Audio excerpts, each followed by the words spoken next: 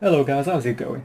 So, it's been a long time since I've actually done a how-to video, and then while Wrath of Course 2 is still in the progress, the very last few bits of process, this is a video on how to create a TCG Booster Pack on the Game Crafter 2022 edition, because we have had an update a good few months ago where they kind of changed everything around, and is it for the better? I'm getting 50-50 opinions here.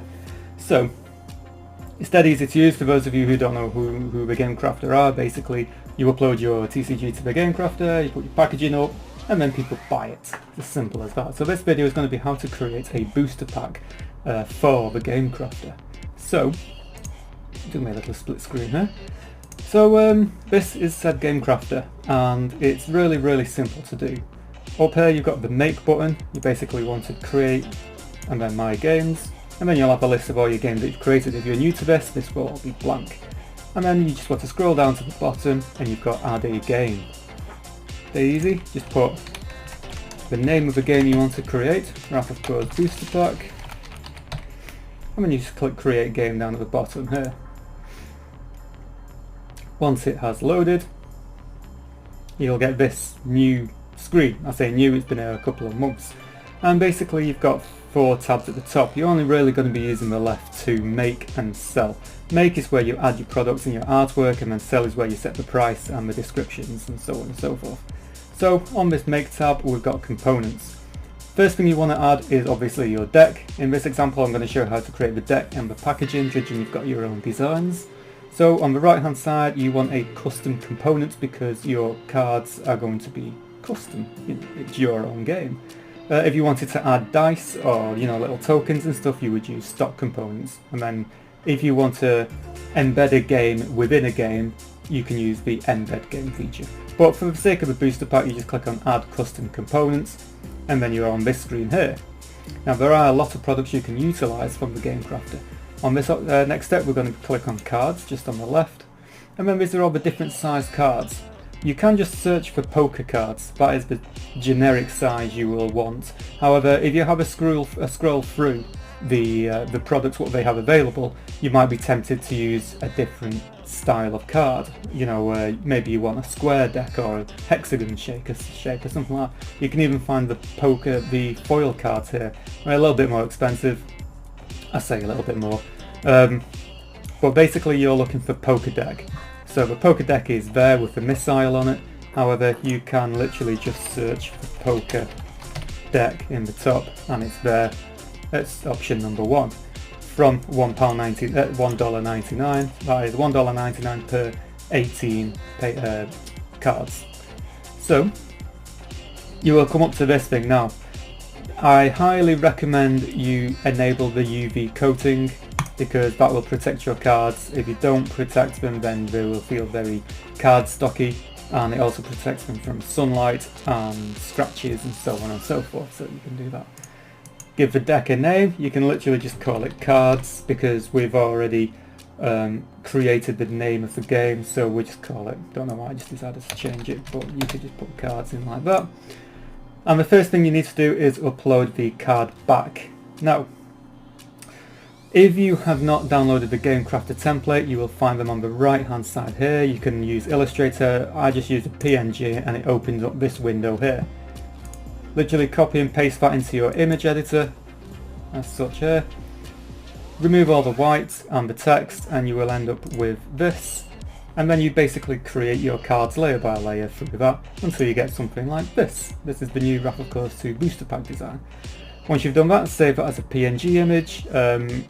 You don't need to resize it or anything because the template is already pre-sized. And then you do the same for the card back and the card packaging, the card fronts and so on and so forth. So we will literally just drag the card back into there. It's as simple as that. That is the card back done. Prefit with a little orange button. You can disable the cut lines, just approve that, nice and easy. And then down here you've got the actual contents of your booster pack. So this is the back of a card, this is the contents. So then in this little cards box you want the front of each of your cards in there. So if you just navigate to where your cards are, let's just grab a handful. So you can do this window through window, dead easy. You just drop it in like that, and then it uploads them all one by one. You'll see that they will slowly be added to this big long list. They are in alphabetical order, so we don't need to worry about that. And if you want a double-sided card, you would literally just find the card you want, and then where it says back from deck or back from card, if you choose back from card, you can have a front and a back, which are two completely different images. If you keep it on deck, it will just use this blue, well, this one you put up initially, the default back of the card. The next most important thing is your booster pack. If you would like it to be randomized, then you change all cards to random cards. You can even have the option of no duplicates as well. It's entirely up to you whether you put duplicates in. People don't like duplicates, but if you've only got 100 cards in a set, then I would recommend keeping it on your no duplicates. On duplicates, sorry. But if you have all cards, it's more so used for like a pre-constructed deck. So you choose random cards, and then here's the fun bit. You get to choose how many commons, how many uncommons, how many rares. Hero and mana, you can literally just rename them to whatever you want. So you could have super rare, and then you can have legendary rare. Excuse my awful typing. And then you can choose what you want in here. Now, these values must add up to a multiple of 18. If you don't, you're not getting the best bang for your buck. There's nothing wrong with putting less than a multiple of 18 in, but people may think that they're getting less value when they could just buy another trading card game booster pack from a different creator. So if you have a regular booster pack, will normally have 18 cards in it. You could also create a jumbo booster pack with 36 cards in it, for example, but you will need to change the packaging around a little bit there. So in this example, we're going to have, let's say 8 commons, 5 uncommons, that's 13,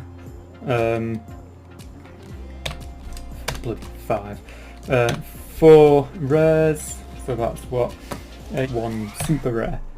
Yeah, I'm really bad at maths. So that should add up to 18. It just says down here, it does give you a little highlighter here of your total number of cards in your pack, and you can tweak the common and uncommons to however you like it. Now scrolling down, because you picked on random, you need to go through every single one of these and change the rarity to whatever you want them to be. So you can have commons, uncommons, obviously whatever class name you choose here for the rarity, it will pick out cards at random from that class name. Okay, so it won't pick out a rare in the common pool, if that makes sense. And then basically once you've set your values, it's really easy to do. You literally, all you got to do then is just proof the cards, the artwork, and proofing is basically making sure that the artwork is exactly as you want it printed. For example, that's perfectly fine. This one, you can enable the cut lines if you want, but basically it makes sure that there's nothing wrong with the artwork. You have to buy the card game and give it 2 weeks before you can publish the card game on the Game Crafter. This is to make sure that you can get the pack and make sure that everything is printed perfectly. The only thing you need to do now is create a packaging design. So you'll basically go back to the Wrath of Codes booster pack, or whatever you call it. If there's a little warning symbol there, that just basically means you need to proof something, so don't worry about that. Now to add packaging, because the packaging is custom, again you go to add custom components, and then you need to find a suitable packaging. So for a booster pack, you will literally just type in poker, and then it's the second option there, poker booster pack. This is the cheapest option available if you've got 18 cards in a booster pack. You can also use the hook box, but that's a little bit more expensive. However, they do allow you to print on both sides of the card. So that's it's entirely up to you, but if you want the cheapest option available, you have got poker booster pack. You do have the poker envelope, but you're very limited to what you can add on to that packaging. So for now, we will just add a poker booster pack to the game. You literally press these little green buttons, takes you to this option. Again, you don't have to worry about the name of it. Jesus, what did I type in there? About the name, it's just packaging. It's entirely up to you. And again, you can download the templates on the right hand side here. Just download the PNG if you just have a simple picture editor. and then you just do the same again. You just drop it into your card template, remove the white and the text, and then you just start your game from there.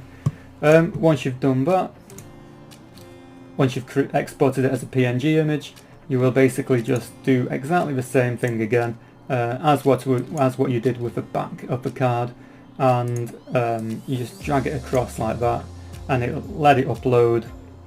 Once it's uploaded, you just need to proof it. Dead easy. Approve that. Go back to your product, and this little option at the top, and then you will see that you've got your cards and your packaging. That is literally all you need to create in terms of creating the product on the Game Crafter. Everything else, you just have a quick flick through. That's the name. If you want to change the name of it, there's not really much. If you want linen texture, you can add it onto there. I don't recommend it, but if you want to, you can have it, and some TCG creators do have it. Again, anything with an orange asterisk exclamation mark next to it, you need to do something. So basically you have to fill these in. You've got a description, a wow factor, website, an advertisement. You need to create a logo for the game. The shop page, you need to add some description. It's all common knowledge. You're not going to put something on the Game Crafter without the advertisements or the description of the item, are you? So you need to get all of these uploaded. Action shots, you have to upload action shots once you've bought the game. Taxonomies, like your tags and your categories and stuff like that. It's really easy stuff to fill in. Once you have done that and everything is done, you need to buy a pack, wait for it to get delivered, and wait for it for 2 weeks, and then you can publish it, and then finally sell it on the Game Crafter. So that's how you do it, guys. If you've got any questions, leave a comment down below. It's super easy, but that is what you do in a nutshell. You do the same thing for creating pre-constructed decks. You just change where we say it's random to all cards. It's dead easy. That's all you've got to do. Yeah, if you've got any questions, just let me know in the comment section down below, and I'll be happy to answer anybody's questions, what you've got with the Game Crafter product. I've been using it for years. I pretty much know it back to front, so any questions, just let me know. Alright guys, thank you very much. I shall see you in the next video.